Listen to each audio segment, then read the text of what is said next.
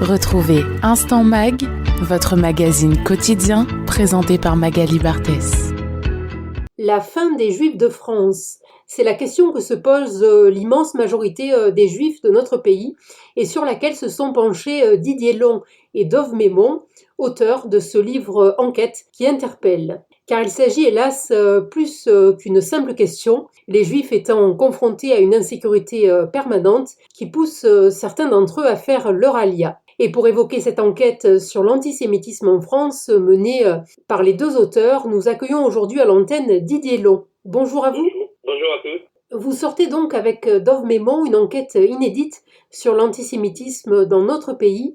Pourriez-vous tout d'abord présenter ce qui vous a amené à écrire ce livre à quatre mains? Alors, moi je suis un ancien moine bénédictin, je suis de l'âge de 20 ans à 30 ans, je suis un converti au judaïsme via le consistoire. Et donc à un moment j'ai dû faire une enquête en fait sur la stratégie des Juifs en France. Et j'ai assez vite rencontré Dov Maimon, donc Dov travaillait au Jewish People Policy Institute à Jérusalem. Il conseille le gouvernement israélien et particulièrement sur tout ce qui est rapport avec l'islam. Il a monté des centaines de groupes avec les musulmans. Donc il est à la fois comme moi un analyste en fait du fait religieux, un sociologue, et il croise en fait ces deux champs en fait du savoir. Et de manière pratique, et c'est-à-dire de manière concrète avec des enquêtes de terrain. Ce qui s'est passé, c'est que j'ai commencé à travailler pour les institutions juives françaises pour essayer d'écrire leur stratégie, en fait. Assez vite, je me suis aperçu que ça serait très compliqué parce qu'elles ne voyaient pas, en fait, des choses qui remontaient, en fait, du terrain sur le point de vue sécuritaire. Pour des raisons très simples, tout simplement parce que il est très difficile, comme elles dépendent en grande partie, en fait, de l'État français, eh bien, effectivement, il est difficile pour elles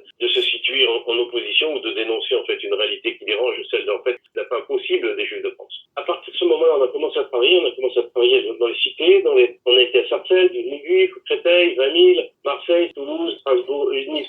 Et je me suis aperçu en fait que ce qui remontait de manière le plus importante, ce qui était vécu par les gens, principalement, c'était pas qu'ils n'étaient pas représentés, que les institutions juives étaient des cols blancs, ce qu'ils disaient aussi, mais surtout que c'était le danger. Ils avaient l'impression que ce danger était assez peu pris en compte en fait par l'État et certainement pas par les institutions juives. Ils leur renvoyaient l'image élite en fait d'un franco-judaïsme qui allait très bien. Alors, après avoir rappelé le lien entre les massacres du 7 octobre par le mouvement terroriste Hamas et l'augmentation exponentielle des actes antisémites en France, vous avez pris le temps de corréler certains drames des années passées à l'antisémitisme qui sévit aujourd'hui. Alors, rien que ces derniers jours, on a eu un ensemble d'actes antisémites. Il y a une explosion, en fait, depuis le 7 octobre des actes antisémites. Et on a corrélé ça avec ce qui s'était passé avant. Effectivement, on retrace une histoire d'antisémitisme, on montre cet antisémitisme, le nouvel antisémitisme qui est porté par le palestinisme, si on veut, a explosé depuis le 7 octobre, mais il est dans la lignée des anciens actes antisémites. Et si on prend les faits, ils sont effectivement très très impressionnants, puisqu'on a,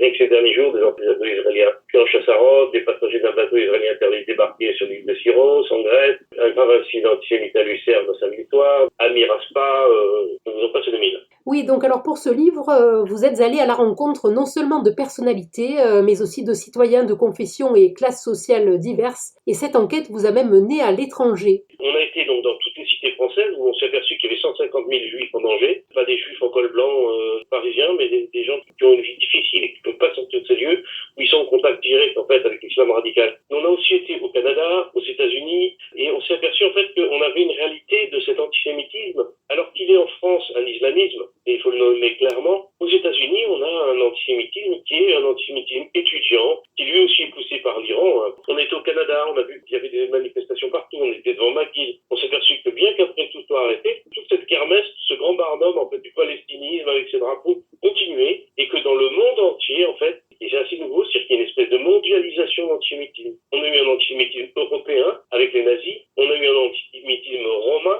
on a eu un antisémitisme espagnol sous l'Inquisition, mais là c'est mondialisé. Et c'est très très impressionnant de voir que dans le monde entier, les gens d'un coup se découvrent antisionistes, c'est-à-dire antisémites. Et vous faites état au lecteur de ce qu'il est en droit de savoir sur l'action des différentes institutions françaises et vous dressez un réquisitoire à leur encontre qui n'a rien d'étonnant, mais ce qui est plus surprenant, c'est de lire parfois les institutions juives nient l'antisémitisme. Ce qui s'est passé, par exemple, dans le cas de l'affaire Sarah Halimi, où une vieille dame est défenestrée, il y a 22 flics en bas, personne ne bouge, eh bien, tout de suite, ça n'est pas qualifié du tout comme acte antisémite. Si on regarde, par exemple, les enfants qui ont été virés d'un avion hier soir, personne ne s'exprime.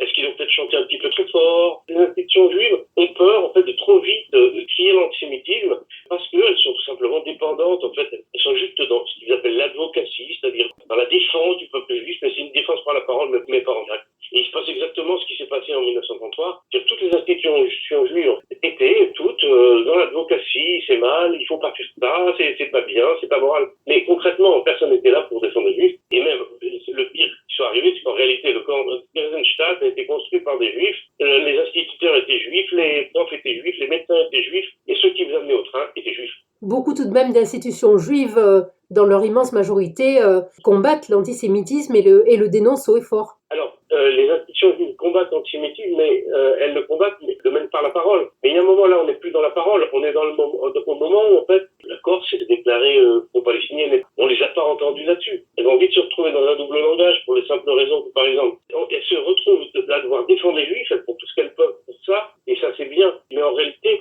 en quoi elles vont défendre les 150 000 juifs qui sont vraiment en danger? Et qu'est-ce qu'elles font pour eux? Mais absolument rien. Ils le savent et ils ne bougeront pas. Et dans votre livre, alors, à propos du réquisitoire que vous dressez à l'encontre des différentes institutions françaises, il y a une très grande prise de conscience, en fait, au niveau des flics, au niveau du renseignement territorial, au niveau de la DGSI, de ce qu'est l'islamisme, et de la manière, en fait, dont cette espèce de nouvelle religion, le palestinisme, a conquis toute la société, finalement, et où chacun a une frustration, se dit, je suis un Palestinien, les Juifs sont devenus des nazis, sont les nazis du 21e siècle, je suis un opprimé, je me reconnais dans cette oppression, et donc finalement, toute ma frustration peut être canalisée vers les Juifs, qui eux sont forcément des mâles blancs colonisateurs, et donc il faut tuer. C'est ça l'idée, quand même, l'idée de fond qu'il y a dans tout l'antisionisme, c'est exactement ça qui est véhiculé. Donc, face à cette idéologie, l'État donc peut réagir, mais les politiques ne font rien. Quelqu'un comme Emmanuel Macron, il n'a pas du tout été à la marche pour l'antisémitisme. Le problème de l'État, c'est qu'il y a une masse de 9 millions de musulmans, ce qu'on montre dans notre livre, et que ces gens-là, ils sont radicalisés pour 28%. C'est 2,5 millions à 3 millions de personnes en France qui sont radicalisées et qui sont foncièrement antisémites. Et que ces gens-là, l'État doit en tenir compte, et l'État n'a pas les moyens aujourd'hui, en fait, de s'affronter à eux. Donc les Juifs passeront à la trappe en cas de problème. Et d'ailleurs, justement, toutes les communautés juives du monde se sont toujours auto-organisées pour faire face à l'antisémitisme, et c'est encore le cas aujourd'hui. Alors, les communautés juives, effectivement, se sont organisées pour faire face à l'antisémitisme, mais si on prend la démographie, il faut savoir que 81% de la population juive en 1880 qui était en Europe. Aujourd'hui, il y en a plus de 9%. Il faut savoir que sur 15,8 millions de ce qu'on appelle les corps juifs, c'est-à-dire les personnes qui sont identifiées comme juives sans double allégeance religieuse, c'est-à-dire 0,2% des juifs, des personnes de cette planète, la moitié, 45 à 46% sont actuellement en Israël. Donc le mouvement nous semble assez inéluctable d'un point de vue démographique, de sortie de l'Europe d'abord et de renforcement d'État d'Israël. C'est quelque chose qu'on constate, c'est pas quelque chose qu'on veut. On n'a pas de projet nous messianique ou politique, ou on ne travaille pas pour le ministère d'Alia. Mais c'est quelque chose qui est constaté, et donc les Juifs se défendent, prennent différentes positions, donc parfois ils se ghettoisent, comme en Afrique du Sud, ça en arrive en France. Vous avez une population dans le 17e arrondissement de 25% de Juifs, dans le 16e de 20%, donc ils se regroupent, ils se referment en petites communautés rapprochées, à Villeurbanne, à Strasbourg, à Marseille, et en fait on se retrouve avec des ghettos. Il y a déjà une ghettoisation de facto, donc une part des Juifs se ghettoisent, une autre partie essaie de s'en aller, et une troisième partie, un autre tiers, sans doute se maranisera. Ça sera tout signe juif, abandonnera la cache-route, abandonnera les offices, abandonnera tout signe juif extérieur. C'est ça qui est en train de se passer. C'est un constat bien triste. Et alors, à travers cette enquête, vous imaginez tous les types de scénarios, victoire de l'extrême droite ou de l'extrême gauche à la présidentielle, et alerter sur l'aspiration d'une part non négligeable de la population française à un régime autoritaire, dont les Juifs seraient les premiers à en payer le prix, quitte à envisager massivement leur alia. Celui qui nous a le premier confirmé ça avec Dov Maimon,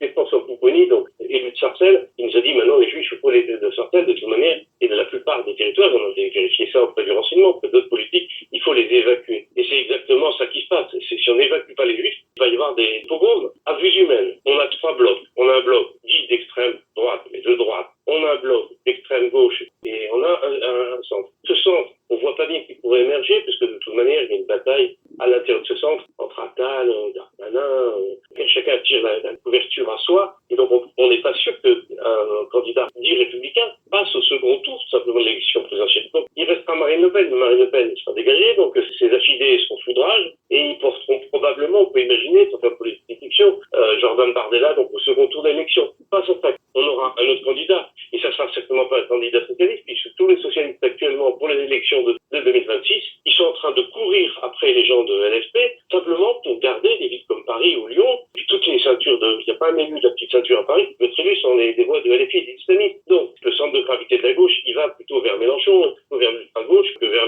les socialistes de la place des Vosges. Donc, on aura très probablement soit un candidat RN, soit un candidat LFI. Donc, LFI, une déconstruction programmée on sait que nos sondages nous disent que 57% des Juifs, avec sur Mélenchon, partiraient dès le lendemain. L'arrivée de Bardella, le soir même, M. Mélenchon appellerait aux émeutes, et c'est tout ce monde-là, comme en 2023, et on se retrouverait face à 2,5 millions de personnes dans les rues. Donc, face à ça, l'État négociera, parce qu'il n'aura pas les moyens de faire autrement, il ne rentrera pas dans des émeutes et une guerre civile, et les Juifs des cités qui sont mieux sont les perdants d'histoire, bien évidemment. Il sera plus important de dealer avec les musulmans que de favoriser les Juifs, bien sûr, ou de sauver les Juifs, simplement, on a dit.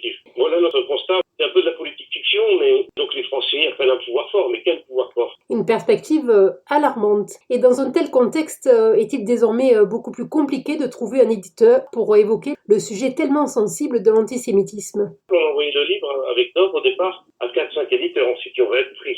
On s'est dit, ça suffit pas, on n'avait que des noms. Alors on a envoyé une dizaine d'éditeurs. À chaque fois, c'était des réponses tout à fait différentes. C'est trop technique, on n'apprend rien de vraiment en sociologie, vous voyez, des gens du seuil. C'est des réponses de gauche déguisées. Chez les éditeurs de droite, chez les Fayard et compagnie, ils nous ont dit non, pas du tout, pas du tout parler des Juifs. Donc du coup, au final, on a été voir 10 éditeurs. Et on a eu 10 refus. Plus jeunes éditeurs, on a eu 20 refus. 25 éditeurs, on a eu 25 refus. Et là, je me suis rappelé en fait de Philippe Héraclès, le patron du Cherche Midi, avec qui j'avais publié un bouquin il y a au moins 15 ans. Je dis voilà, je ne dis pas que ça a marché, mais on a ça. Et Philippe Héraclès, qui a un immense courage, a dit non mais moi ça m'intéresse et on y va. Et il a mis le paquet sur le bouquin et on s'est retrouvé partout, on s'est retrouvé dans la presse partout, puis surtout ce bouquin, il a changé quelque chose. D'un coup, tout le monde en parle à la soirée de Shabbat, non seulement chez les Juifs, mais aussi chez l'État. Et d'un coup, en fait, on visibilise en fait une réalité qui vient plus par des centaines de milliers de personnes. Donc face à ça, on n'a aucun point de vue politique. On est juste en fait des enquêteurs de terrain. On a fait le boulot, on a été demandé aux gens ce qu'ils pensaient. Et voilà, c'est la réalité. Qu'elle plaise ou non, c'est des chiffres. Eh bien, merci beaucoup Didier Long. Il faut saluer en effet le courage de l'éditeur Le Cherche Midi. Donc je rappelle le titre donc de votre livre avec Dove Mémon, La fin des Juifs de France, point d'interrogation. Merci à tous. Au revoir. Au revoir. C'était l'Instant Mag, votre magazine quotidien présenté par Magali Barthès.